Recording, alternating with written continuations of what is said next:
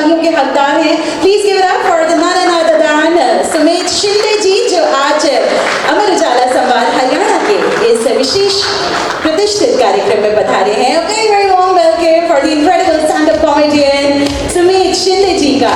Hello everyone. Good evening. सब लोग थाने लग रहे हैं। आप ही का इंतजार हो रहा था। आपको बिल्कुल very nice, first great. I'm so thankful कि मुझे अमर उजाला में बुलाया गया। ये पहली बार मैं आया हूँ और मुझे बहुत बहुत अच्छा लग रहा है। Sharing the stage with all the dignitaries and everyone around you. एक बार प्लीज जोरदार तालियों से अपने आप लीजिए प्लीज। ये मेरी लाइन छीन ली आते आते। ये ठीक नहीं है। फिर से स्टार्ट करते हैं, ठीक है? चलिए, आप सभी का बहुत बहुत स्वागत है और मेरे साथ इस वक्त a man of many voices मौजूद है। 28 आवाजें निकालते हैं, अगर मैं गलत नहीं हूँ तो सुमित जी 28 आवाजें। और सबसे माशाल्लाह अगर कहें सबसे बेहतरीन आवाज निकालते हैं तो निकालते हैं आमिर खान की, वो भी हम आपको सुनाएंगे। डबिंग आर्टिस्ट है, स्टैंड अप कॉमेडियन है और मिमिक्री आर्टिस्ट है, गाना भी जबरदस्त गाते हैं। सोनू निगम वाला गाना जो बैक ऑफ द कैमरा आपने मुझे सुनाया था, प्लीज उसे स्टार्ट करते हैं। हाँ हाँ हाँ बिल्कुल।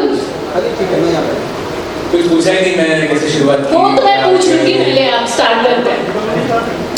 जब सोनू निगम जी मेरी जो जर्नी थी वो इंडियन आइडल ऑडिशंस में हुई थी, तब मेरे सामने एक ऐसा म्यूजिक डायरेक्टर बैठा था जिसकी वजह से मैं सिंगर नहीं बन पाया। आपको पता होगा ना, मिस्टर अनु मलिक। अनु मलिक सामने बैठे थे। जब मैंने गाना गाने के लिए गया तो उनकी स्टाइल में मुझे बोलते कि तूने क्या किया, तूने क्या गाया है, मेरी जान।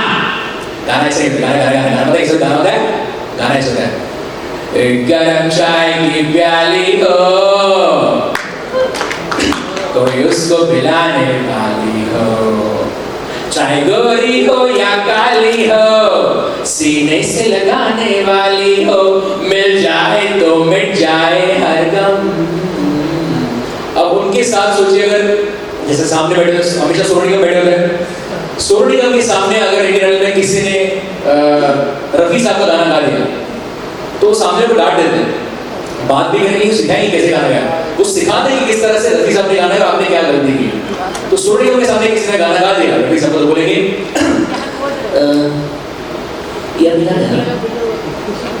है, देखिए गाना सुन कर कि रफी साहब गाना बहुत कमाल गाते हैं, बहुत कमाल गाते हैं।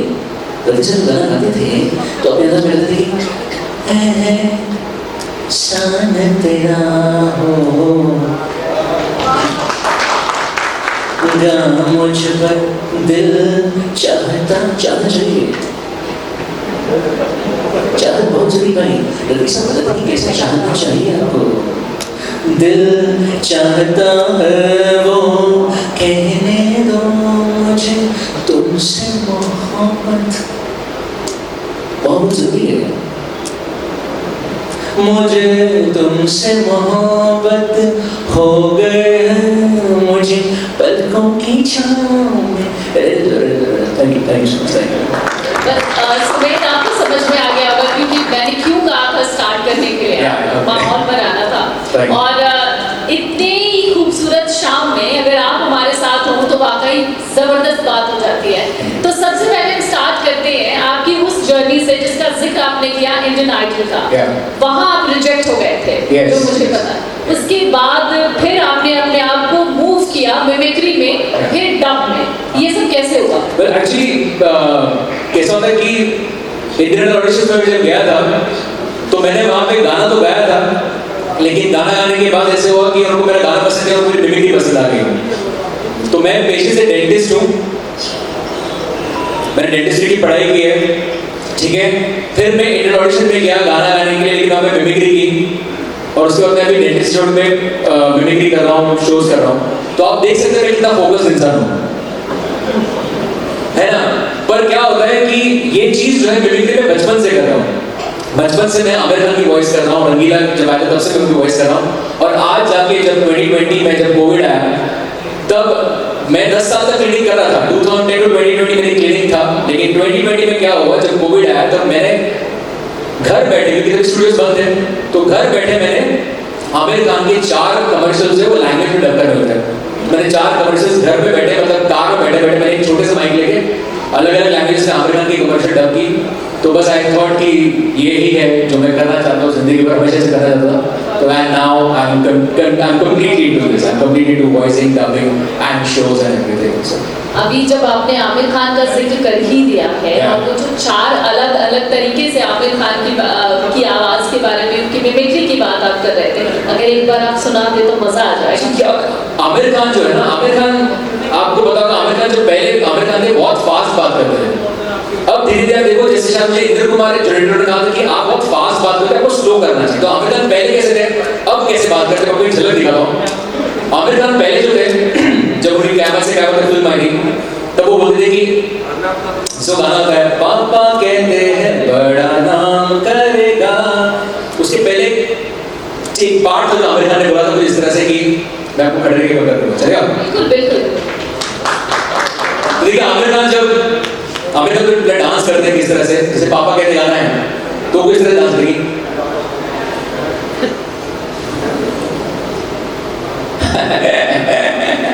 अब आमिर खान बोलेगी, दोस्तों आज कॉलेज का आखिरी दिन है और आने वाली जिंदगी के लिए सभी ने कुछ ना कुछ सोच रखा है, लेकिन मैंने भी कुछ नहीं सोचा है।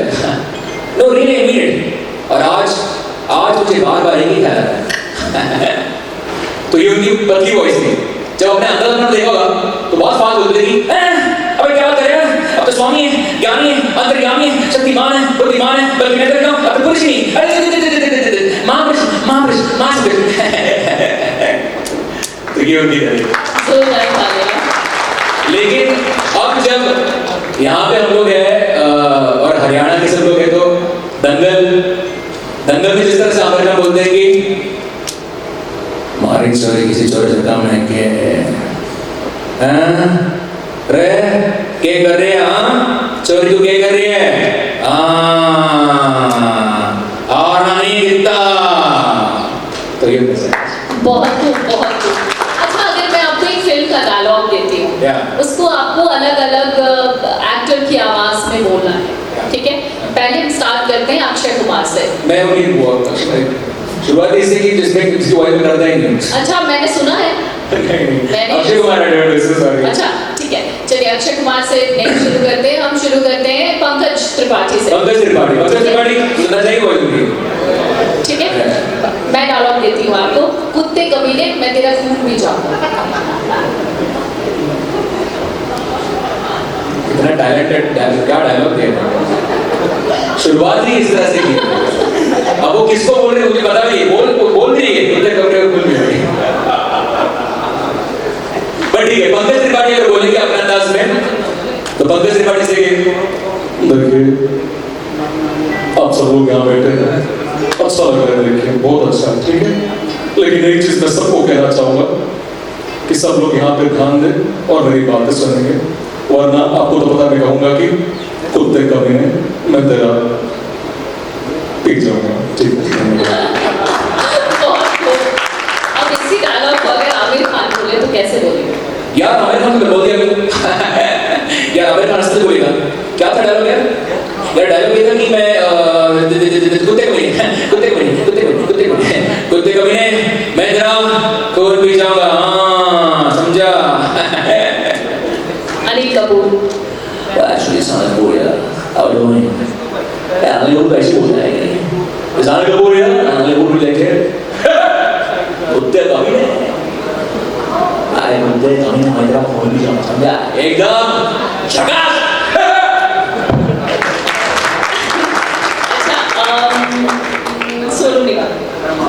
ये उस पे अटकी हुई है, इसको आमिर खान और सोनू निगम के बाहर कुछ पता ही नहीं चलता कि क्या होगा, ऐसा नहीं तो है। लेकिन कहेगी कुत्ते कमीने में तो खून पी जाऊंगा, जल्दी से मैं पी जाऊंगा, क्योंकि क्या पता कल हो ना हो।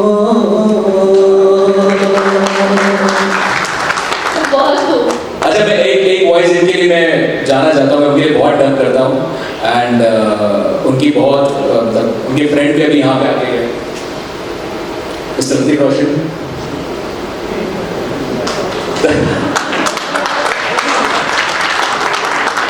तो अगर ऋतिक को बोलना है कि Well, how are you doing? It's Hrithik Roshan here.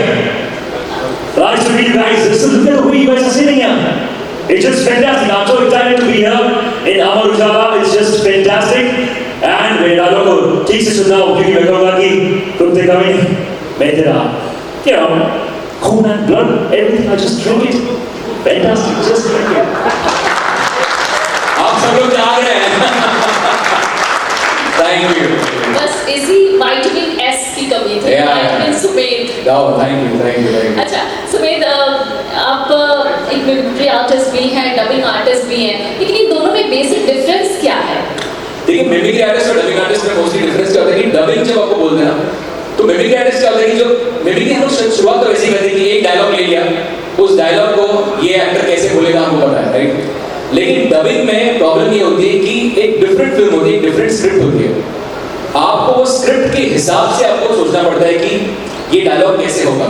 अब जैसे फॉर एग्जांपल अमर उजाला संवाद लिखा है, ठीक है, अमर उजाला संवाद जो है ये एक्टर कैसे बोलेगा, जैसे कि आमिर खान होगा सोच यार अमर उजाला क्या लिखा है, हाँ अमर उजाला संवाद, अच्छा ओके, तो ये सोचना है, आमिर खान की बात है।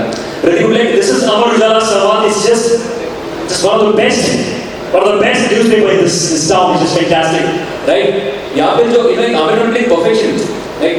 लेकिन जॉन अब्राहम अगर बोलेंगे तो बोलेंगे You want something? This is John Abraham. This is lovely, okay?